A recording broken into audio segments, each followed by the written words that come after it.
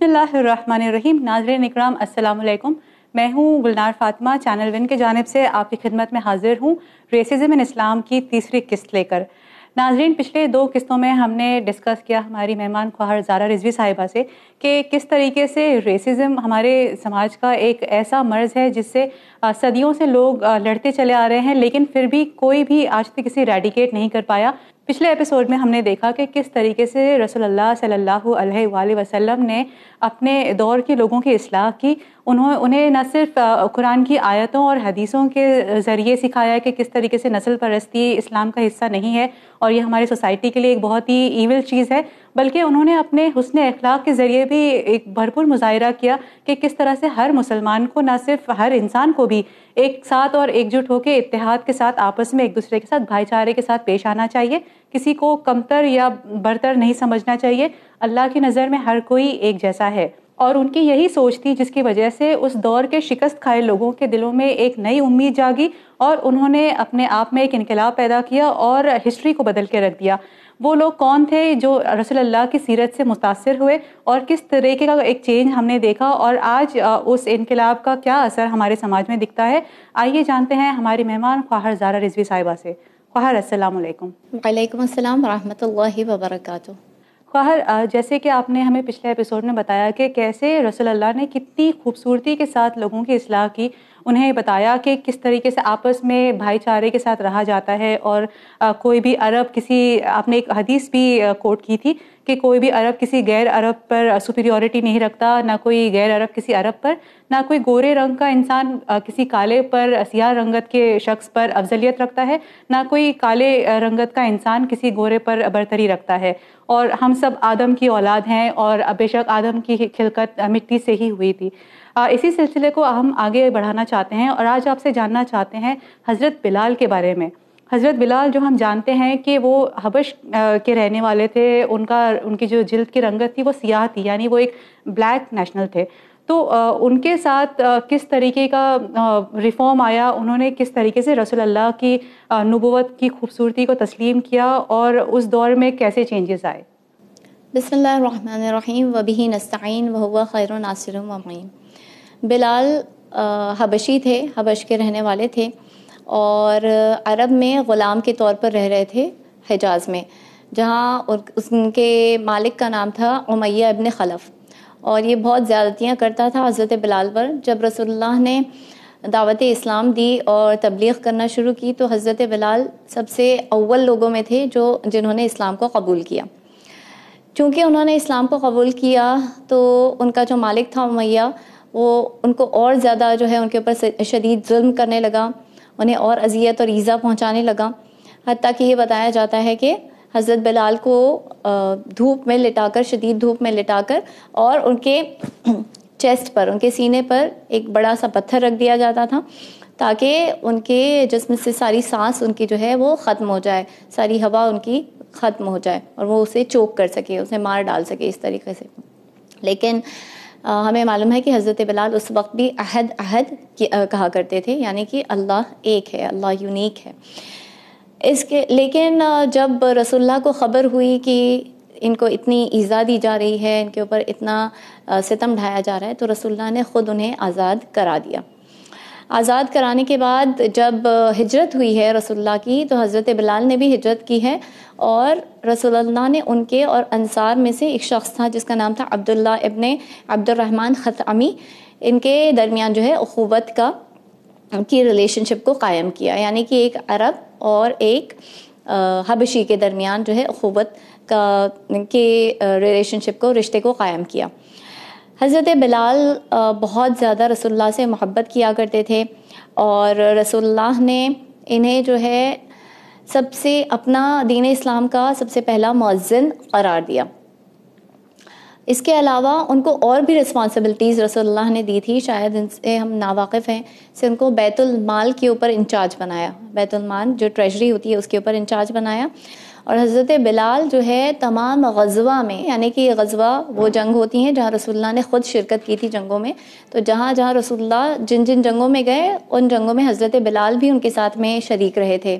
خواہر، آپ سے جاننا چاہتے ہیں کہ حضرت بلال کیا پہلے سے ہی تسلیم کر چکے تھے دین اسلام کو، یا انہوں نے کچھ وجوہات کی بنا پر اسلام کی خوبصورتی کو تسلیم کیا تھا؟ حضرت بلال نے جب رسول اللہ نے تبلیغ کرنا شروع کی تھی اور انہوں نے بتایا کہ ہر ایک اللہ کے نزدیک جو ہے برابر ہے، کوئی گورے میں اور کالے میں فرق نہیں ہے، کوئی جو ہے کسی سے بہتر نہیں ہے، چاہے آزاد ہو چاہے غلام ہو، اللہ کے نزدیک جو ہے ہر کا عمل جو ہے اسی طرح سے قبول ہے. اگر نیک اعمال وہ لے کر آئے گا تو اللہ کی بارگاہ میں اسی طرح سے قبول کرے گا جیسے آزاد کا.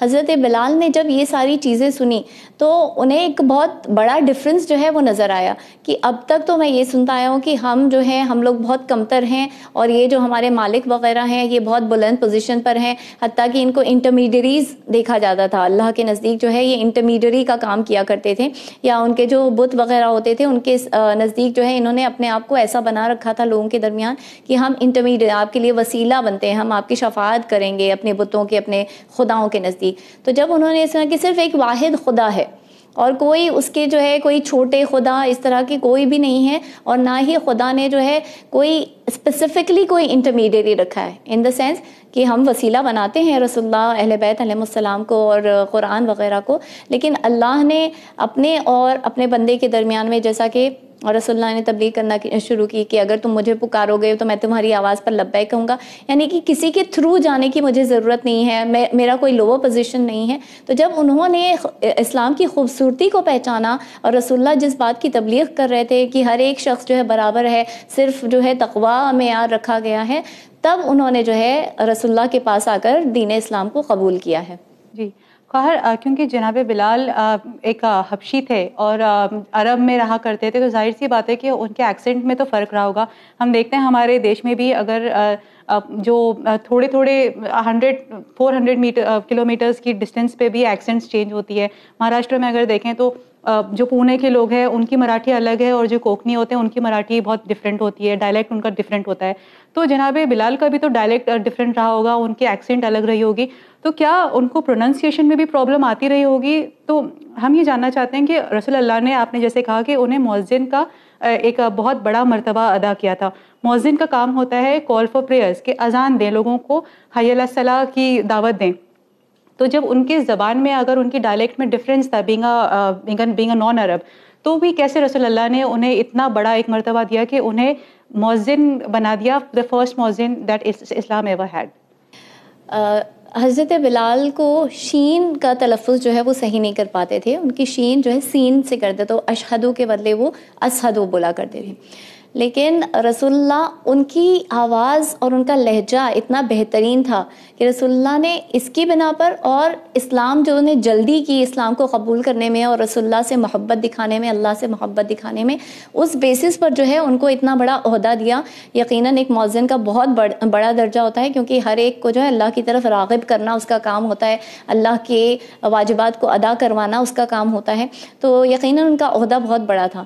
اور رسول اللہ سے لوگوں نے آگے کمپلین کیا تھا کہ یہ تو شین کو سین کہا کرتے ہیں، جو تعصب رکھتے تھے اسے، کیونکہ وہ حبشی تھے اور وہ خود عرب تھے، تو تعصب اتنا زیادہ تھا کہ ہم کو کیوں نہیں بنا دیا، ان کو کیوں بنایا. تو جب وہ آ کر شکایت کرتے تھے رسول اللہ فرماتے تھے اللہ کو بلال کی سین شین سنائی دیتی ہے. یعنی کہ اللہ جب فرق نہیں کر رہا ہے، اور اللہ جو ہے کسی کے لسپ آف ٹنگ تھا ان کا، جو جس کی وجہ سے جو ہے وہ شین نہیں پروناؤنس کر پاتے تھے. جیسے ابھی آپ نے کہا کہ ڈائلیکٹس چینج ہوتی ہیں، ویسے عربوں کے درمیان بھی آپ دیکھیں کہ کتنی ساری عربی ڈائلیکٹس ہیں، ایک ڈائلیکٹ دوسرا عرب جو ہے فالو بھی نہیں کر پاتا ہے. جیسے ہم دیکھتے ہیں کہ لبنان کی جو عربک ہے وہ بہت ڈفرینٹ ہے جو ہم نے UAE میں سنی ہے. جی UAE کی دیکھیے، یا حجازی دیکھیے، یا ایجپشن دیکھیے، یا بحرینی دیکھیے، یا عراقی دیکھیے، یہ سب جو ہے اپنے سے بہت کافی جدا جدا ہوتی ہیں. اور اس کے علاوہ آپ اگر یہاں کے لوگوں کو بھی دیکھیں تو آپ یہ پائیں گے جیسے جو گجراتی بولنے والے ہوتے ہیں، جو خاص گجرات، کانودر وغیرہ اس طرح کے علاقوں کے ہیں، ان کے لیے جو ہے زا کا پروننسیشن وہ جا پروناؤنس کرتے ہیں، کیونکہ ہندی سے زیادہ کلوز ہے ان کا. اور ہندی میں آپ دیکھیں کہ ضروری نہیں بولا جاتا، ضروری بولا جاتا ہے، زندگی نہیں بولا جاتا، زندگی بولا جاتا ہے. تو ان کا جو ہے وہ زا کا پروننسیشن وہ اکثر جو ہے صحیح سے نہیں پروناؤنس کر پاتے ہیں. تو ہم اس کے بیسس پر ان کو یہ نہیں کہہ سکتے کہ ان کا پروننسیشن جو ہے وہ خراب ہے اور وہ قرآن کا احترام نہیں کر رہے ہیں. وہ تو اپنی طرف سے کوشش کر رہے ہیں جتنا ان سے ہو سکتا ہے، اور اگر ان اخلاص ہے، خلوص ہے اندر، تو اللہ کو وہ جا بھی جو بول رہے ہیں وہ ظاہر سنائی دے گا، جیسے اللہ کو بلال کا سین شین سنائی دیتا تھا. اب حضرت بلال کے سلسلے میں ہمیں یہ بھی ملتا ہے کہ جو آپ نے ایک کویسچن ایک ایپیسوڈ میں مجھ سے کیا تھا کہ رسول اللہ نے اس ساری عصبیت کو کیسے ختم کرنے کی کوشش کی، تعصب کو کیسے ختم کرنے کی کوشش کی، تو ان کے سلسلے میں ہمیں ملتا ہے کہ بعد میں جا کر انہوں نے ایک عرب قبیلے کی عورت سے جا کر نکاح کیا. تو اگر انہوں نے ایک عرب قبیلے کی عورت سے نکاح کیا، اور رسول اللہ کے زمانے میں ہم کو کافی ایسے کیسز ملتے ہیں جہاں رسول کے پاس لوگ آیا کرتے تھے کہ ہمیں کوئی خاتون بتا دیجئے جس سے ہم نکاح کر سکیں، یا کوئی خاتون کے لیے ان کے جو ہے والد آیا کرتے تھے رسول اللہ کے پاس میں، ان سے سوال کیا کرتے ہیں ان کے لیے بہتر رشتہ بتائیے. تو رسول اللہ نے اس طرح سے جو ہے اس تعصب کو ختم کرنے کی کوشش کی، جہاں انہوں نے عربوں کا عجمیوں کے ساتھ میں، حبشیوں کے ساتھ میں اس طرح سے جو ہے نکاح کروایا اور صیغہ پڑھوایا. حتیٰ کہ حضرت بلال کے بارے میں ہمیں ملتا ہے تاریخ میں کہ جب وہ اپنے بھائی کے ساتھ گئے ایک قبیلے کے پاس میں، تو انہوں نے اپنے آپ کو انٹروڈیوس ایسے کیا تھا کہ میں بلال ہوں، یہ میرے بھائی ہیں، ہم دونوں جو ہے حبشی غلام رہے ہیں، لیکن ہم گمراہ تھے، اللہ تعالیٰ نے ہماری ہدایت فرمائی. ہم غلام تھے، اللہ تعالیٰ نے ہمیں آزاد کر دیا. اگر تم اپنی بیٹیوں سے ہمیں شادی کرنے کی اجازت دے دو، نکاح کرنے کی اجازت دے دو، تو خدا کی حمد ہے، خدا کا شکر ہے. اگر نہیں دیتے تب بھی خدا سب سے بڑا ہے. تو اپنا ڈیسیجن لینے سے پہلے یہ جو فیملی تھی جس سے حضرت بلال اور ان کے بھائی کی شادی ہوئی تھی، جس گھر میں، جس خاندان میں، وہ رسول اللہ کے پاس گئے تھے اور رسول اللہ سے سوال کیا تھا کہ آپ ہمیں مشورہ دیں، آپ ہمیں رائے دیں اپنی. رسول اللہ نے 3 مرتبہ بلال کو ان کو ریکمینڈ کیا اور ان کے پریز میں جو ہے اس طرح سے کہا کہ ان سے بہتر کون ہو سکتا ہے، وہ تو جنت کے باشندے ہیں. سبحان اللہ. یعنی اس طرح سے رسول اللہ نے بتایا کہ ایک انسان جو ہے عرب یا حبشی یا غلام یا آزاد کے بنا پر جو ہے اللہ کے نزدیک فرق نہیں کیا جا رہا ہے. یہ جو غلام ہیں وہ بھی جنت میں داخل ہو جائیں گے. الحمدللہ امام حسین کے بھی جو ہے 16 غلام ہمیں ملتے ہیں جنہوں نے اپنی جانیں فدا کر دیں. تو یہ سب کے سب جنتی ہو گئے، لیکن کتنے ایسے آزاد ہیں جو کہ دوزخ کی آگ میں انہوں نے اپنے آپ کو دھکیل دیا. حضرت بلال جو شروعات میں جو لوگ اسلام لے کر آئے ان میں سے سب سے پہلے بلیورز میں سے تھے، اور ان کو جو ہے رسول اللہ نے یہ فرمایا کہ وہ سردار ہیں تمام مؤذن کے. اور جو جنت ہے وہ مشتاق ہے کن لوگوں کے لیے. یہ ہمیں ایک حدیث تو ملتی ہے جہاں پر انہوں نے فرمایا کہ خداوند عالم نے مجھے حکم دیا ہے کہ میں علی، سلمان، ابو ذر اور مقداد سے محبت کروں کیونکہ اللہ ان سے محبت کرتا ہے اور جنت ان کی مشتاق ہے. لیکن ایک دوسری حدیث میں ہمیں یہ ملتا ہے کہ جنت 3 لوگوں کا انتظار کر رہی ہے، 3 لوگوں کی مشتاق ہے. ایک مولا کائنات علی ابن ابی طالب علیہ الصلوۃ والسلام، ایک عمار یاسر اور ایک حضرت بلال.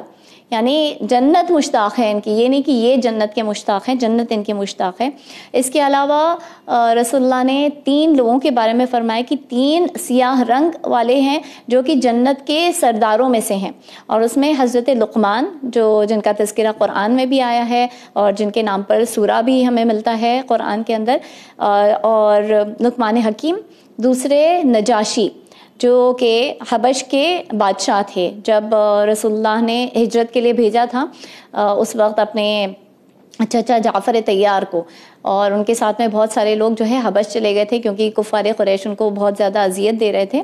اور تیسرا نام جو لیا وہ بلال حبشی کا لیا، اور حضرت بلال حبشی سے حضرت فاطمہ سلام اللہ علیہ سے انہوں نے روزانہ کی جو ہمارے کام کاج ہوتے ہیں، جو روزانہ کے ہماری مشقتیں ہوتی ہیں خصوصاً عورتوں کے لیے، تو انہوں نے ایک حدیث بھی جناب فاطمہ الزہرا سلام اللہ علیہ سے نقل کی ہے. خواہر اب آپ سے جاننا چاہتے ہیں کہ جیسے ہم اب تک ایک ڈسکشن کرتے آئے ہیں کہ کس طریقے سے کسی جلد کی رنگت کی بیسس پر ہم کسی کو افضل یا کمتر نہیں سمجھ سکتے. تو جب اگر اللہ سبحانہ و تعالیٰ جو کہ اپنے سارے مخلوق سے محبت کرتے ہیں، تو اللہ سبحانہ و تعالیٰ جب کسی کو اس کی اچھائی یا برائی دیکھتے ہیں تو وہ کس بنا پر دیکھتے ہیں؟ ظاہر سی بات ہے اسکن کلر پہ تو نہیں دیکھتے ہوں گے، یا کسی کے پیسے اور مال دولت سے تو کسی سے امپریس یا اپسیٹ نہیں ہوتے ہوں گے. تو اللہ سبحانہ و تعالیٰ کے پاس کون سا وہ بیرومیٹر ہے جس سے کوئی بھی انسان دوسرے انسان سے افضلیت رکھتا ہے لیکن صرف اللہ کی نگاہ میں؟ جیسے ہم بات کرتے آئے ہیں وہ آیت مبارکہ سورہ حجرات کی، ان اکرمکم عند اللہ اتقاکم، سب سے زیادہ جو اکرم ہے، اکرم یعنی بہت باعزت، سب سے بلند مرتبہ جس کا ہے وہ اس کی تقویٰ کے بنا پر ہے. تو تقویٰ معیار رکھا گیا ہے، خوف خدا معیار رکھا گیا ہے، یعنی آپ کتنا اللہ کے احکامات پر عمل کرتے ہیں، عمل پیرا ہوتے ہیں. اس نے جس چیز سے منع کیا ہے اس سے اپنے آپ کو دور رکھتے ہیں، اس نے جس چیز کا حکم دیا ہے اسے اس کی تعمیل کرتے ہیں. تو یہ چیز بتائی گئی ہے. جی، انفارچونیٹلی ہمارے معاشرے کا یہ بہت بڑا پرابلم ہے، جہاں ہم اپنی پرہیزگاری کو بھی اتنا اچھا سمجھتے ہیں کہ ہم کو لگتا ہے کہ ہم زیادہ سپیریئر ہیں، اور جو سامنے سے ایویڈنٹلی دکھ رہا ہے کہ وہ بہت پردہ نہیں کر رہی ہے، اگر لڑکی یا کوئی لڑکا آپ کو مسجد میں نظر نہیں آ رہا ہے تو آپ بس ایک ازمپشن بنا لیتے ہیں، ججمنٹل ہو جاتے ہیں کہ یہ پرہیزگاری اور تقویٰ میں ہم سے پیچھے ہے. جی، یہ بات جو ہے وہ بہت زیادہ رائج ہے ہمارے درمیان. انفیکٹ ایسی بہت ساری ہم چیزوں کو لے کر سامنے آ سکتے ہیں جہاں پر لوگ اپنے آپ کو جو ہے بہتر قرار دیتے ہیں کسی نہ کسی بنا پر. اور اس کے علاوہ اگر آپ دیکھیں تو خداوند عالم نے ان تمام چیزوں کو مٹانے کی کوشش کی. آپ نماز جماعت میں دیکھیں کیا کہا، شانہ بشانہ کھڑے رہو، کندھے سے کندھا ملا کر کھڑے رہو. اب کندھے سے کندھا ملانے کا کانسیپٹ ہی کیا ہے کہ یا گورا کھڑا ہے اس کے بازو میں کالا کھڑا ہے، اس کے بازو میں گندمی رنگ کا کھڑا ہے، اس کے بازو میں سرخ رنگ والا کھڑا ہے، چھوٹا ہے بڑا ہے، اس میں کوئی فرق نہیں کیا گیا. غریب بھی ہے. جی، امیر غریب، یہ ساری چیزوں کا فرق جو ہے مٹا دیا گیا. یعنی رچ پور کے بھی بیسس پر جو ڈسکرمنیشن ہوتا ہے وہ ساری چیزیں نماز جماعت میں مٹا دی گئی. حج میں آپ جا رہے ہیں تو حج میں ہمیں مل رہا ہے کہ آپ کندھے سے کندھا ملا کر جو ہے وہاں پر حج کرنا پڑ رہا ہے ہر ایک کو، وہی لباس، سیم لباس. چلو صلاۃ الجماع میں کم از کم لباس کا فرق آ سکتا ہے، لیکن آپ جب حج پر جائیں تو آپ کو وہی احرام باندھنا پڑ رہا ہے جو ہر ایک باندھ کے آ رہا ہے. اور اسی طریقے سے آپ کو جو ہے ہر ایک کے ساتھ میں چلنا پڑ رہا ہے، چاہے وہاں پر کوئی حبشی ہو، کوئی افریقی ہو یا کوئی گورا ہو، ہر ایک کو جو ہے شانہ بشانہ چلنا پڑ رہا ہے وہاں پر.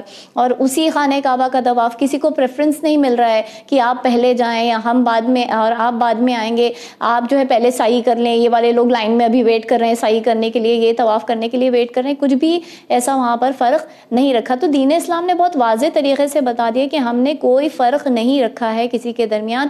اگر فرق اللہ کے نزدیک کسی کا بلند مرتبہ ہے، کسی کا کمتر مرتبہ ہے، تو وہ جج کرنے والا ہے، اور اس کے نزدیک تقویٰ معیار رکھا ہے جو ہم خود نہیں بتا سکتے کہ ہم اتنا زیادہ اچھے ہیں یا یہ فلاں شخص جو ہے ہم سے برا ہے. خواہر، جیسے آپ ٹرائبلزم کی بات کر رہی ہیں تو اسی وقت اسی نقطے پر ہمیں ایک بات یاد آ رہی ہے. ہم دیکھتے ہیں اسلامک فلمز میں یا جب ہم ہسٹری بھی اسٹڈی کرتے ہیں تو اس میں دیکھا ہے کہ جنگ کے دوران رجس خوانی ہوا کرتی تھی، جہاں ایک آرمی کا ایک فائٹر جب سامنے آتا تھا دشمن آرمی کے سامنے تو وہ اپنے باپ دادا کے بارے میں بتاتا تھا، اپنے حسب و نسب کے بارے میں بتاتا تھا، یا اپنی بریگنگ کرتا تھا، ایگزیجریشن کہ میں کس قبیلے سے تعلق رکھتا ہوں اور میں کیا ہوں، اور میں بہت اس میں سینٹر ہوا کرتا تھا. تو اس قسم کی جو ٹرائبلزم اس وقت دیکھتے تھے ہم، اور ابھی آپ بتا رہی ہیں کہ رسول اللہ کی وفات کے بعد کس طریقے سے لوگوں نے رشتہ داری اور قرابت داری کو مس یوز کر کے اپنا پروپیگنڈا آگے کیا تھا. ہم آپ سے جاننا چاہتے ہیں کہ آج کے دور میں بھی تو ہم دیکھتے ہیں کہ بہت سے لوگ ہیں جو اپنے آپ کو افضل سمجھتے ہیں، یہ کہہ کر کہ ہمارا تو تعلق سادات گھرانے سے ہے، یا ہم رسول اللہ کے اس سے چلے ہیں، لینیت سے ہیں، تو اس کے لیے ہم بہتر ہیں. تو کیا یہ جسٹیفائڈ ہے یا نہیں، ہمیں سمجھنے میں ڈیفیکلٹی ہو رہی ہے. دیکھیے، حسب و نسب رسول اللہ صلی اللہ علیہ وسلم کی فیمس حدیث ہے جہاں پر انہوں نے یہ مینشن کیا روز قیامت تمام رشتہ داریاں توڑ دی جائیں گی اور کوئی حسب و نسب نہیں رہ جائے گا. کوئی حسب و نسب کی بنا پر جو ہے جنت میں داخل نہیں ہو سکے گا. یعنی مجھ سے رشتہ داری کی بنا پر یا کسی نبی سے رشتہ داری کی کلیم کے بنا پر جو ہے کوئی جنت میں داخل نہیں ہو سکے گا، بلکہ اس کا تقویٰ، اس کے اعمال ہی اس کے کام آنے والے ہیں. تو رسول اللہ نے ان سب چیزوں کو جو ہے توڑنے کا کام کیا. اور اگر حسب و نسب کی بات کی جائے تو ہمارے پاس جو ہے ایک، جیسے کہ پری اسلامک پیریڈ میں یعنی جاہلیت کے پیریڈ میں بہت زیادہ آپ نے جیسے بتایا رجس خوانی کا بھی جو ایک رواج رہا، اور وہ اسلامک پیریڈ میں بھی رہا، لیکن یہ کہ ہم اس قبیلے سے ہیں لہٰذا ہم بہتر ہیں، یہ بتانے کے لیے جو ہے وہ رجس خوانی کیا کرتے تھے.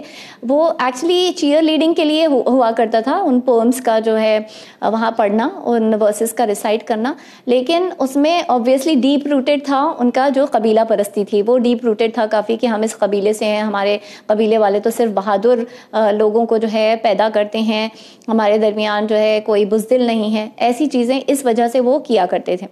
لیکن سورہ حجرات کی جیسے میں نے آیت ایک پریویس ایپیسوڈ میں اس کا تذکرہ کیا تھا کہ خداوند عالم نے کلیئرلی یہ بتا دیا کہ تم میں سے کوئی قوم دوسری قوم پر برتری نہیں رکھتی، تم میں سے کوئی عورتیں دوسرے عورتوں پر برتری نہیں رکھتی. اسی طرح سے کسی کو جو ہے برے ناموں سے نہ پکارو، نک نیمز دے کر نہ پکارو. تو قرآن کریم نے بھی اور رسول اللہ اور اہل بیت علیہ السلام نے بھی اس سارے کانسیپٹ کو ختم کرنے کی کوشش کی کہ آپ کا نسب جو ہے، آپ کہاں سے ڈسینڈ ہو رہے ہیں، یہ چیز کوئی بھی معنی رکھتی ہے آپ کی زندگی میں جب when it comes to being superior or inferior in the eyes of Allah. اور ان کے درمیان مینلی کس کے پاس زیادہ پیسہ تھا اس کے بیسس پر وہ جو ہے ڈفرینشیشن کیا کرتے تھے، فرق کیا کرتے تھے کہ کون زیادہ ویلتھی ہے، دولت مند ہے تو وہ زیادہ بہتر ہیں، کون پور ہے. جیسے خزرج کے ٹرائبس، میں نے آپ کو بتایا کہ اوز اور خزرج دو ٹرائبس تھے انصار میں، اس میں خزرج کو لوور اسٹینڈنگ کیوں ملتی تھی؟ کیونکہ وہ پور تھے ان کمپیریزن ٹو اوز ٹرائب. تو اس وجہ سے جو ہے ان کے درمیان اس طرح کا فرق ہوا کرتا تھا. اور یہ فرق ہم صرف عربوں کے درمیان کیوں، ہر جگہ پہ ایسا ہی فرق رہا. ہم انڈیا میں جو زمینداری سسٹم اور یہ منی لینڈرز کا، تو یہ ساری چیزیں ہم انڈیا میں بھی دیکھتے ہیں اور دیگر کنٹریز میں بھی جہاں پر برٹش وغیرہ کے رول کو انہوں نے کیسے کانکر کیا اور کس طرح سے انہوں نے کلونیلائز کیا ہر جگہ کو اور اپنی سپیریورٹی دکھانے کی کوشش کی. تو وہ باہر میں اگر آپ کو اس نقطے پر ایک پوائنٹ اپنی طرف سے ایڈ کروں اگر آپ کی اجازت ہو تو. جی ضرور. ہم نے یہ بھی دیکھا ہے کہ ہمارے مسلم ورلڈ میں بھی ایک قسم کا یہ بہت بڑا تعصب پایا جاتا ہے، جہاں پہ اگر کوئی کنورٹ ہوتا ہے، کوئی اگر غیر مسلمان تھا اور وہ مسلمان بن جاتا ہے، وہ دین کو قبول کر لیتا ہے، تو اسے اس قسم کی ایکسیپٹنس نہ سماج میں ملتی ہے، نہ ہماری مساجد میں انہیں اس طریقے سے امبریس کیا جاتا ہے. کہیں نہ کہیں ان کے یہاں بھی رشتہ داری کرنے کے لیے وہ سوچنا پڑتا ہے کہ ارے وہ پہلے تو کیا ہوا کرتی تھی اور آج مسلمان بن گئے ہیں اور تو نئے مسلمان ہیں، یا انہیں ان کی اگر ان میں کوئی خامیاں ہوتی ہیں تو اسے بھی پن پوائنٹ زیادہ ہی اسکروٹینائز کیا جاتا ہے، بہت کرٹیسائز کیا جاتا ہے. تو ایسے بھی جو تعصب ہم کرتے ہیں کہ ہم تو بورن مسلمز ہیں اور وہ تو کنورٹ ہوئے ہیں، وہ ریورٹ ہوئے ہیں، تو ایسے جو یہ تعصب ہے اسے ہم اپنے سماج میں کیسے ایبولش کر سکتے ہیں، کیسے ایریڈیکیٹ کر سکتے ہیں؟ دیکھیے ایریڈیکیٹ تو اسلام نے کر دیا ہے، رسول اللہ نے پہلے ہی کر دیا ہے، ان چیزوں کو جو ہے بالکل بھی مٹا دیا تھا. اب وہ ہم اس کو کتنا امپلیمنٹ کریں اور ان لوگوں کو ویلکم کریں. آئی تھنک یہاں انڈیا میں اتنا زیادہ جو ہے کانورٹس کو لے کر نہیں ہے جتنا باہر ہے. بالکل. جہاں ہم وائٹ سپریمیسی کی بات کرتے ہیں، لیکن unfortunately the other side of the coin is کہ انہی وائٹس کو ایکسیپٹنس نہیں ملتی ہے مسلم کمیونٹیز میں. اور میں نے کافی ایسے پروگرامس دیکھے ہیں جہاں پر شیعہ کمیونٹی کے لیے اسپیسیفکلی انہوں نے بولا کہ جب ہم دوسری کمیونٹیز میں گئے تو انہوں نے ہم کو جو ہے اوپن آرم سے ویلکم کیا، لیکن جب ہم اپنے ہی امام بارگاہوں میں اور مسجدوں میں گئے تو وہاں پر لوگوں نے اس طرح سے ہمیں ٹریٹ کیا کہ ہم وائٹ ہیں تو ہم جوک ہیں، like we can not be Muslims when we are whites. تو جب ہم سلام کرتے تھے ان کو السلام علیکم کہتے تھے تو وہ ریٹرن ہائی کرتے تھے، یعنی وعلیکم السلام نہیں بولتے ہیں ہم سے. اور انفیکٹ اس شو کے لیے میں نے ریسرچ کرتے ہوئے ایک پروگرام دیکھا تھا جس میں ایک فیمیل شیعہ نے جو ہے کال ان کیا تھا اس پروگرام میں، اور وہ اپنی مصیبت کا بیان کر رہی تھی کہ میں 30 سال سے مسلمان ہوں لیکن اب تک میں اپنی کمیونٹی میں ایکسیپٹیڈ نہیں ہوں، اور آج تک بھی میں جب سلام کرتی ہوں لوگوں کو تو مجھے ریٹرن میں جو ہے ہائی بولتے ہیں، وہ لوگ مجھے ہیلو بولتے ہیں. تو I think this is the other side of the coin, جہاں ڈسکرمنیشن جو ہے ہم لوگوں نے، جہاں وائٹ سپریمیسی کی اتنی بات کی جا رہی تھی تو یہ بالکل اس کے برعکس ہو گیا. لیکن پچھلے ایپیسوڈ میں یہ بھی بتایا تھا جب ہم مالکوم ایکس کی بات کر رہے تھے تو آپ نے بتایا تھا کہ کس طریقے سے وائٹ سپریمیسی کے خلاف ان کو نیشن آف اسلام نے سکھایا تھا کہ black supremacy is the real actual thing. لیکن بعد میں وہ جب حج کرنے گئے ہیں تب انہیں اسلام کی صحیح خوبصورتی کا اندازہ ہوا ہے کہ کس طریقے سے کوئی بلونڈ ہے یا کوئی کالی جلد کا ہے، سب ایک ساتھ ایک جٹ ہو کے اللہ کی عبادت میں اتنی ہی توقع اور اتنی ہی محبت کے ساتھ مشغول تھے، اور تب انہیں پتہ چلا کہ دس از دا ریئل فیس آف اسلام. یس.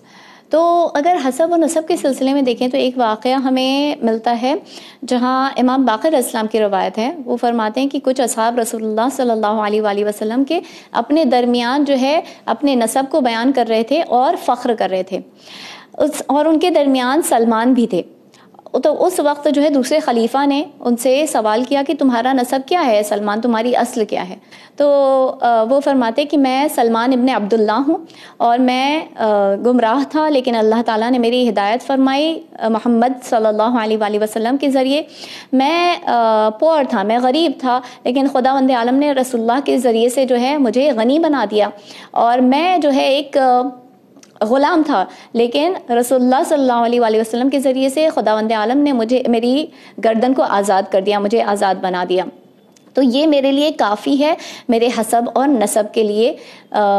تو اس وقت جب رسول اللہ کو یہ خبر ہوئی تو ان کے سامنے اس چیز کا تذکرہ ہوا, تو رسول اللہ صلی اللہ علیہ وآلہ وسلم نے فرمایا کہ اے معاشر قریش, اے قریش کے لوگوں, ایک شخص کا حسب جو ہے اس کا دین ہوا کرتا ہے, یعنی اس کے دین کی بنا پر وہ اللہ کے نزدیک اللہ کی کورٹ میں پہچانا جائے گا, اور اس کی مروت جو ہے اس کی خلق یعنی کہ اس کا اخلاق ہوتا ہے. اللہ کے نزدیک اگر وہ کسی چیز سے پہچانا جا رہا ہے تو اس کے اخلاق کی بنا پر پہچانا جا رہا ہے, اور اس کی اصل یعنی اس کی اوریجنس اس کی عقل ہے. یعنی عقل چونکہ تسلیم کرتی ہے, تسلیم کا جذبہ رکھتی ہے اللہ کے سامنے, تو جس نے اللہ کے سامنے اپنے آپ کو تسلیم کر دیا وہ عاقل انسان ہے, یعنی یہی اس کی اصل ہے.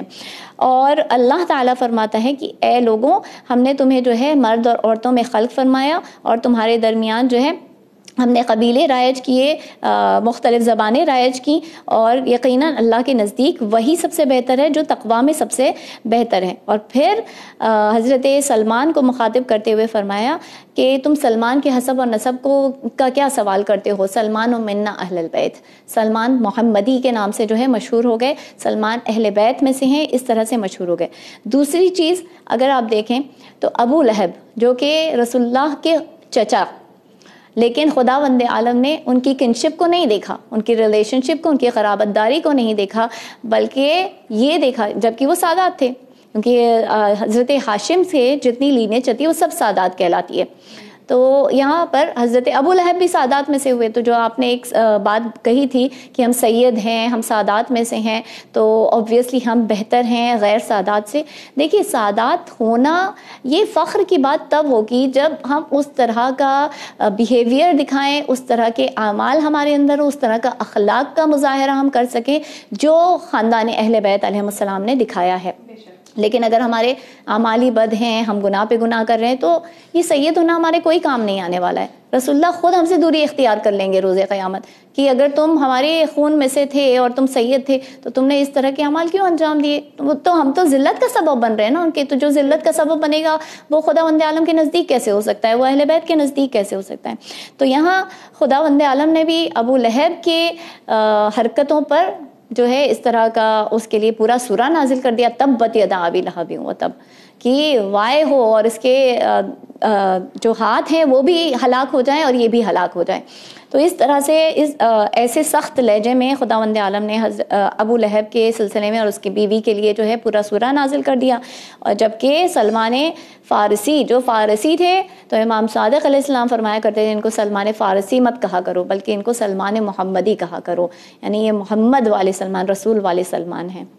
خواہر آپ کا بہت بہت شکریہ. آج آپ نے پھر سے ایک بار ہمیں ریسزم کے بارے میں بہت ہی بہترین درس دیا. آپ نے نہ صرف ہمیں جناب بلال کی بایوگرافی کے بارے میں بتایا بلکہ یہ بھی بتایا کہ کس طریقے سے ٹرائبلزم یا رشتہ داری کی بنیاد پر کوئی بھی کسی سے افضلیت نہیں رکھتا. اگر افضلیت رکھتا ہے انسان ایک دوسرے سے تو صرف اللہ کی نگاہ میں, اور وہ بھی اپنے تقویٰ کی بیسس پر. Thank you so much for being on the show. Thank you for inviting me to the show. تو ناظرین یہ تھی ہماری آج کی پیشکش. انشاءاللہ ریسزم سے متعلق اور ڈسکشن آپ کی خدمت میں لے کر حاضر ہوں گے اسی پروگرام کی اگلی قسط میں. تب تک کے لیے مجھے یعنی گلنار فاطمہ کو اور ہماری چینل ون کی ٹیم کو دیجیے اجازت. شکریہ. خدا حافظ.